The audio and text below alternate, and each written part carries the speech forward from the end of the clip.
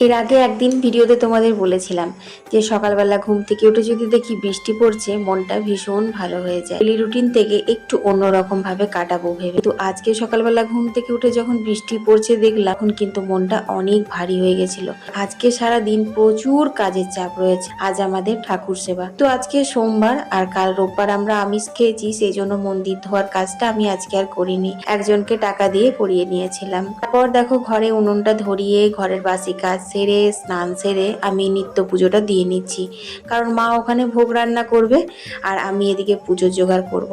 আজকে রাত্রে আবার অম্বুবাচি লাগবে, মা তো অম্বুবাচি করবে, সেই মায়ের খাবারও করতে হবে। আজকে সারাদিনে আমার কত রকমের কাজ নিয়ে ঘুম থেকে উঠেছি বলতো, তাহলে কি আর বৃষ্টি ভালো লাগে? ঘরের নিত্য পুজোটা দিয়ে দিলাম, তারপরে এসে দেখি উনুনে মা ভাত বসিয়েছে, গ্যাসে পায়েস বসিয়েছে। এখনো পর্যন্ত তরি তরকারি ভাজা ভুজি সমস্ত কিছু বাকি রয়েছে। যেহেতু মা ভোগটা রান্না করবে, মানে আমার এদিকে একটুখানি ফ্রি আছি। আমি ভাবলাম তাহলে অম্বুবাচি খাবারগুলো এখনই বানিয়ে নিই।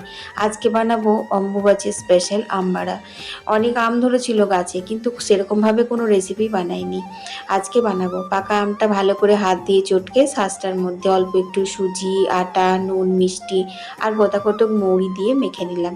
এখানে গ্রিন মটর ভিজিয়েছি, আলু টমেটো কেটেছি। আজকে গ্রিন মটর দিয়ে পনির দিয়ে বানাবো হচ্ছে মটর পনির। খেতে বেশ ভালোই লাগে। এবার আমি ময়দাটা মেখে নিই, লুচিও তো করতে হবে। নানান রকমের খাবার দাবার করে রাখবো, যখন যেটা ইচ্ছে হবে খাবে। খাবার দাবার বানাচ্ছি আর একটা কথা মনে মনে করছি যে আমার দিদাকে দেখেছি 4 দিন ধরে অম্বুবাচিতে কত কষ্ট করে থাকতে। আসলে তখন তো ফ্রিজ ছিল না পাড়াগ্রাম সাইডে, আর এত এত খাবার আষাঢ় মাসের এই বৃষ্টি গরম এতে কিন্তু থাকতো না।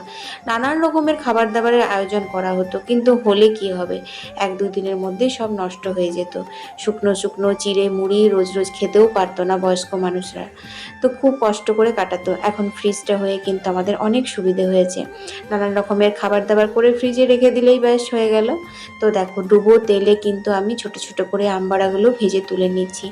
এটা কিন্তু দারুণ লাগে খেতে, জানো তো, বেশ মিষ্টি মিষ্টি টক টক, খুব ভালো লেগেছিল। তোমরা কিন্তু অবশ্যই একবার পাকা আম দিয়ে আমবাড়া বানিয়ে খেও। আর হ্যাঁ, রিভিউটা কিন্তু আমাকে দিতে ভুলো না। এদিকে মায়ের রান্না বান্না কমপ্লিট হয়ে গেছে, আর বুবলাকে নিয়ে এসেছে আজকে বুবলার বাবা। একটা কাজ আমার এক্সট্রা কমে গেছে।